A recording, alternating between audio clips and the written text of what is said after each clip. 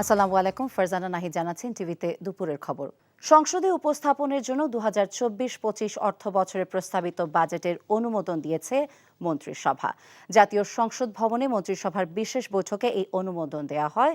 প্রধানমন্ত্রী শেখ হাসিনার সভাপতিত্বে এই বৈঠক অনুষ্ঠিত হয়।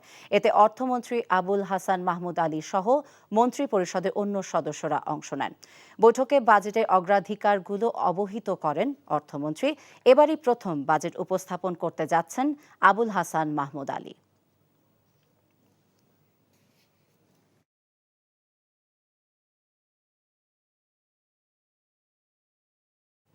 দর্শক, বেলা ৩টায় বাজেট উপস্থাপন করার কথা রয়েছে অর্থমন্ত্রী আবুল হাসান মাহমুদ আলীর। এই বিষয়ে আরও জানতে আমরা যাচ্ছি সংসদ ভবনে। আমাদের সাথে যুক্ত হবেন senior correspondent Fahad Mahmud. Fahad, budget নিয়ে কি তথ্য আছে আপনার কাছে? ফারজানা, 2024-25 অর্থ বছরের জন্য প্রস্তাবিত বাজেট অনুমোদনের জন্য মন্ত্রিসভার যে বিশেষ বৈঠক সেটি কিছুক্ষণ আগে শেষ হয়েছে। বেলা 12টার দিকে এই সংসদ ভবনের মন্ত্রিসভার বিশেষ কক্ষে এই সভাটি অনুষ্ঠিত হয় প্রধানমন্ত্রী শেখ হাসিনার সভাপতিত্বে। কিছুক্ষণ আগে বৈঠকটি শেষ হয়েছে এবং কিছুক্ষণ আগে আমরা দেখেছি যে রাষ্ট্রপতি মোহাম্মদ শাহাবুদ্দিন তিনি সংসদে এসেছেন এবং সংসদে এসে মন্ত্রিসভার অনুমোদনের পর বাজেট প্রস্তাবে সই করেছেন। এরপর বিকাল 3টা জাতীয় সংসদের স্পিকার শিরীন শারমিন চৌধুরীর সভাপতিত্বে এবং প্রধানমন্ত্রী শেখ হাসিনার উপস্থিতিতে 2024-25 অর্থ বছরের জন্য প্রস্তাবিত বাজেট পেশ করবেন অর্থমন্ত্রী আবুল হাসান মাহমুদ আলী। আগামী 2024-25 অর্থ বছরের জন্য 7,97,000 কোটি টাকার প্রস্তাবিত বাজেট পেশ করবেন অর্থমন্ত্রী, এমনটাই আমরা জেনেছি। এটি হবে স্বাধীন বাংলাদেশের 53তম বাজেট এবং প্রধানমন্ত্রী শেখ হাসিনার নেতৃত্বাধীন সরকারের টানা চতুর্থ মেয়াদের এবং অর্থমন্ত্রী আবুল হাসান মাহমুদ আলীর প্রথম বাজেট। অর্থনৈতিক স্থিতিশীলতা, মূল্যস্ফীতি হ্রাস এবং বৈদেশিক মুদ্রা রিজার্ভের উপর চাপ নিয়ন্ত্রণের লক্ষ্য থাকবে এবারের মূল বাজেট, আমরা যেটুকু জানতে পেরেছি। এবং অর্থ মন্ত্রণালয় থেকে জানানো হয়েছে যে 7,97,000 কোটি টাকার বাজেটের মধ্যে রাজস্ব আদায়ের লক্ষ্যমাত্রা থাকছে 5,41,000 কোটি টাকা এবং বাকি 2,56,000 কোটি টাকার ঋণ নেওয়ার লক্ষ্যমাত্রা থাকবে। এছাড়া 2,65,000 কোটি টাকার বার্ষিক উন্নয়ন কর্মসূচি এডিবি ইতিমধ্যে অনুমোদন দেওয়া হয়েছে। তো কিছুক্ষণ আগে মন্ত্রিসভার বৈঠকটি শেষ হয়েছে এবং রাষ্ট্রপতি প্রস্তাবিত বাজেটে সই করেছেন এবং বেলা 3টা ঠিক 1 ঘন্টা পরে এই সংসদ ভবনের বাজেট অধিবেশন শুরু হবে। নাহিদ, আমরা সংসদ ভবন থেকে জানছিলাম বাজেটের খবর।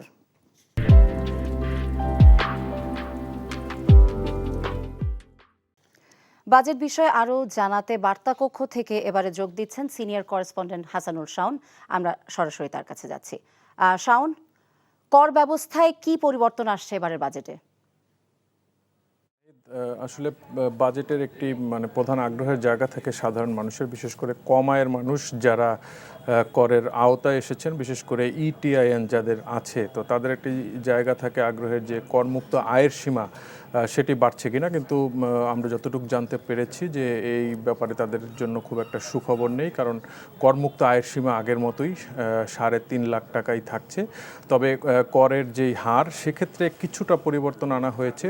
এর আগে 38 লক্ষ টাকা পর্যন্ত বাৎসরিক ইনকামের উপরে 25% কর দিতে হতো। সেই জায়গাটিতে 38 লাখের উপরের যে আয় সেই জায়গাটিতে নতুন একটি স্তর করা হচ্ছে। সেটি 30% মতো কর দিতে হবে 38 লাখের উপরে যারা বাৎসরিক ইনকাম করবেন। এর বাইরে আমরা আগেও যেমন জানিয়েছিলাম যে কালো টাকা সাদা করার সুযোগ থাকছে। সেক্ষেত্রে ফ্ল্যাট, প্লট এবং নগদ অর্থের ক্ষেত্রে 15% কর দিয়ে বিনা প্রশ্নে যে কেউ আসলে অপরিদর্শিত অর্থ বৈধ করতে পারবেন।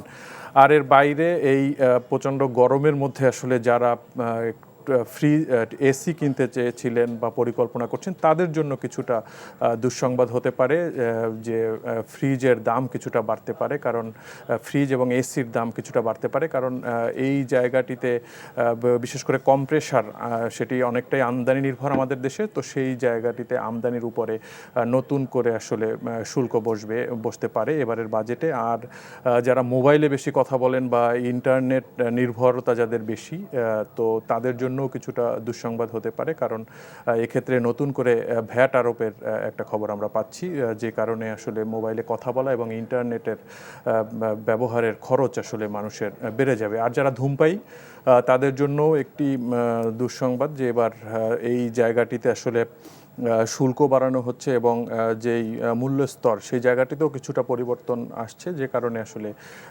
সিগারেট এবং জর্দা গুল সহ আসলে এই তামাক পণ্যগুলোর দাম বেড়ে যেতে পারে।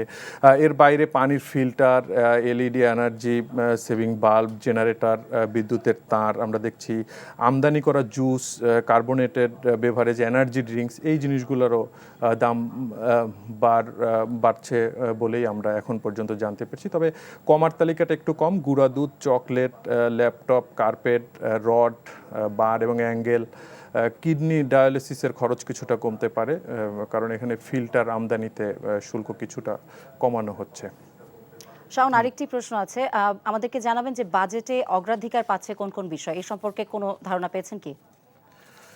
আসলে বাজেটে এবারের অগ্রাধিকার আসলে আমরা যেটি দেখছি যে সরকার কিছুটা সংযত হচ্ছে বিভিন্ন যে ব্যয়ের ক্ষেত্রে এবং বিভিন্ন লক্ষ্যমাত্রার ক্ষেত্রে আমরা সেটি দেখছি। তো সেই জায়গাটিতে আসলে প্রধান অগ্রাধিকার দেওয়া হচ্ছে এখন অর্থনীতিতে বেশ কিছু চ্যালেঞ্জের কথা আমরা যেমনটি দেখছি, বিশেষ করে মূল্যস্ফীতি নিয়ন্ত্রণে সবচেয়ে বেশি অগ্রাধিকার দিতে চাচ্ছে। সেক্ষেত্রে জিডিপি প্রবৃদ্ধির যেই লক্ষ্যমাত্রা সেই জায়গাটাতে আমরা দেখছি যে সরকার কিন্তু কিছুটা সংযত। আমরা জানি যে গত অর্থ বছরে 7.5% জিডিপি প্রবৃদ্ধির লক্ষ্যমাত্রা ধরা হয়েছিল, যদিও সংশোধিত লক্ষ্যমাত্রা সেটি কমিয়ে অর্থনৈতিক বাস্তবতায় 6.5% করা হয়েছিল।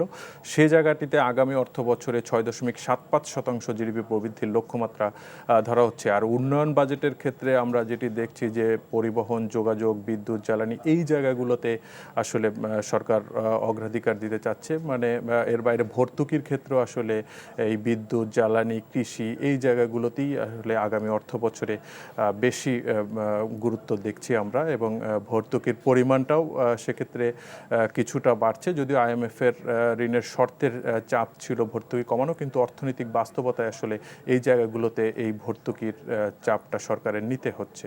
তো নাহিদ, এই ছিল মোটামুটি বাজেটের সবশেষ আমরা যতটুকু জানতে পেরেছি সেই তথ্য। আমরা বার্তা কক্ষ থেকে এতক্ষণ বাজেট নিয়ে তথ্য শুনছিলাম হাসানুর শাওনের কাছ থেকে।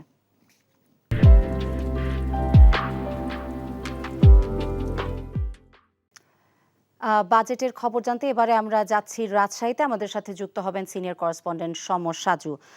সাজু, বাজেট নিয়ে জনগণের প্রতিক্রিয়া কেমন দেখছেন, কি বলছেন তারা?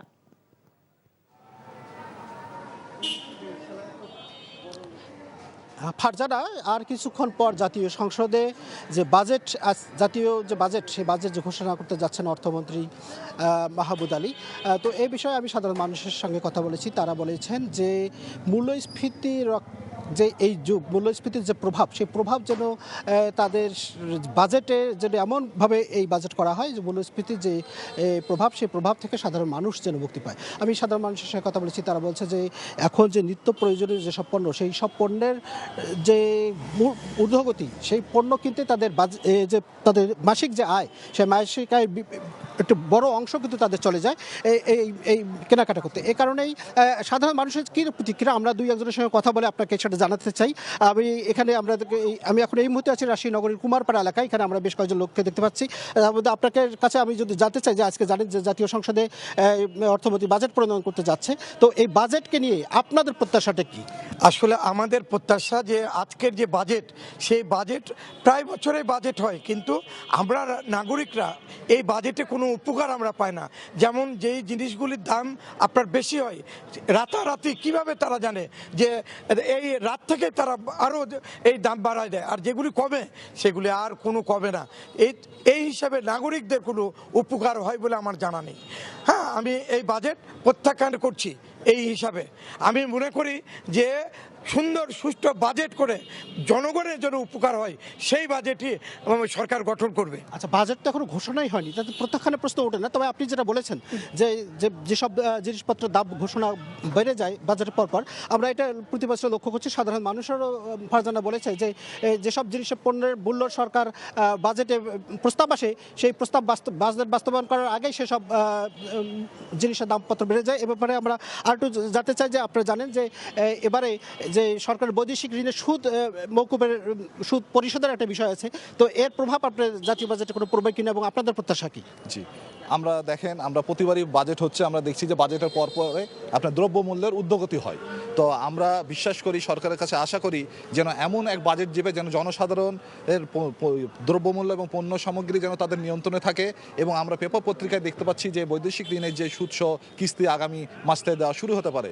এই কিস্তির উপরে এই কিস্তি দিতে যেন সরকার বিদ্যুৎ, তেল, অন্যান্য যেগুলো ট্যাক্স ভ্যাট এগুলো বৃদ্ধি করে জনগণকে যেন দুর্বিষহ না করে তুলে এবং পণ্যদ্রব্য যাতে আপনার ভোটের বাজেটের পরে আমাদের নিয়ন্ত্রণে থাকে, ক্রয় ক্ষমতার মধ্যে থাকে, এই আমরা আশাবাদ ব্যক্ত করছি সরকারের কাছে। ফারজানা, আপনি শুনলেন যে সাধারণ মানুষের যে প্রত্যাশা, যে বাজেট ঘোষণার পরপর যে সব জিনিসপত্রের যেসব পণ্যের দাম বাড়ার যে প্রস্তাব থাকে, সেই প্রস্তাব যে বাস্তবায়ন, বাজেট বাস্তবায়ন করার আগে যেন সব প্রস্তাব মূল্যের দাম বৃদ্ধি না পায় এবং যেসব জিনিসপত্রের দাম কমানোর যেসব প্রস্তাব আসে সেসব জিনিসের তার সুফল যেন সাধারণ মানুষ পায়। ফারজানা, আমরা রাজশাহী থেকে বাজেট নিয়ে জনগণের প্রতিক্রিয়া জানছিলাম।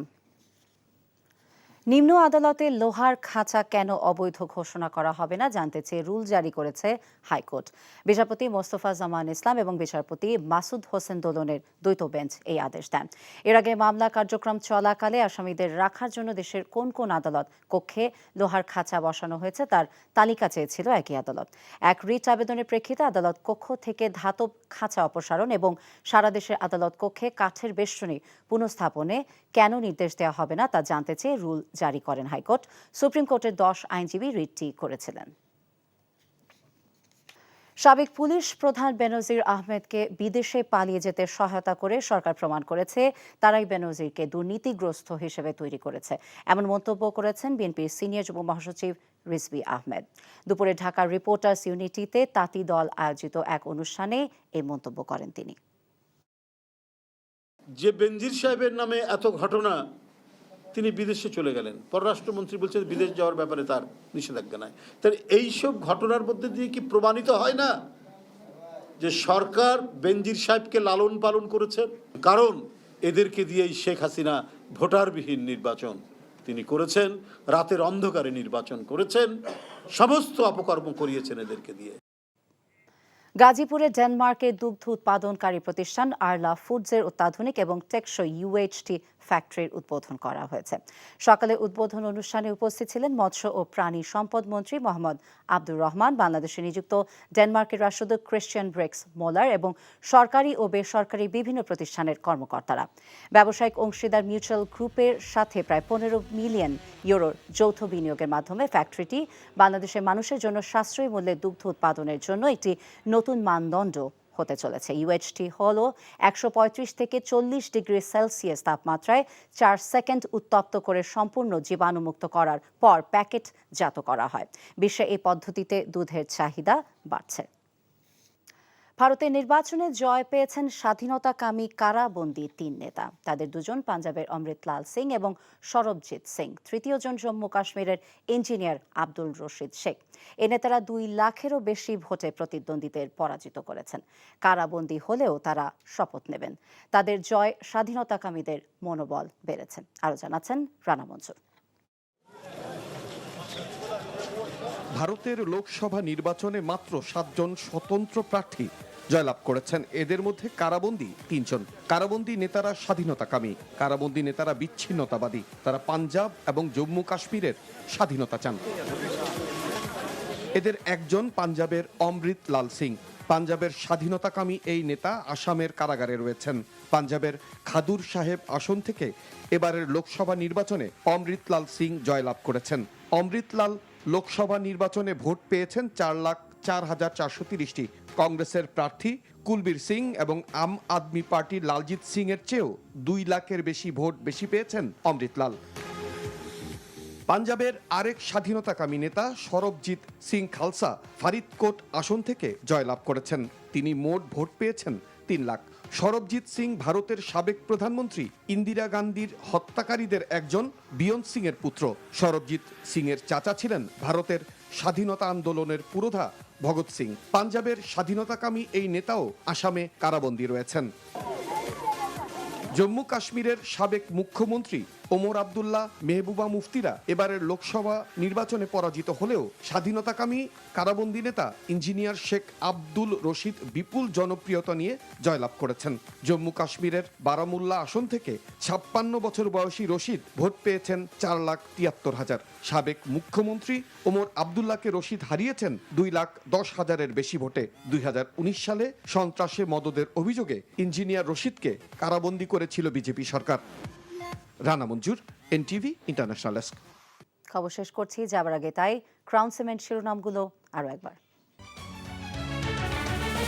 কিছুক্ষণের মধ্যে বাজেট উপস্থাপন, মন্ত্রিসভায় প্রস্তাব অনুমোদন, মূল্যস্ফীতি নিয়ন্ত্রণ আর রাজস্ব আয় বাড়ানোই চ্যালেঞ্জ।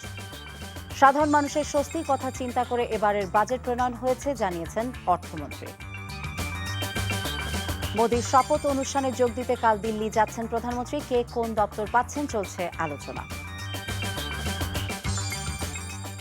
এই ছিল দুপুরের খবরে। এই খবরের ভিডিও আপডেট জানতে ভিজিট করুন এনটিভি অনলাইন www.ntvbd.com। এছাড়া এনটিভি জনপ্রিয় সব অনুষ্ঠান এবং খবরের আপডেট জানতে ভিজিট করুন আমাদের ইউটিউব এবং ভেরিফাইড ফেসবুক পেজ। 5টায় দেশের খবর দেখার আমন্ত্রণ রইল। সবাইকে ধন্যবাদ।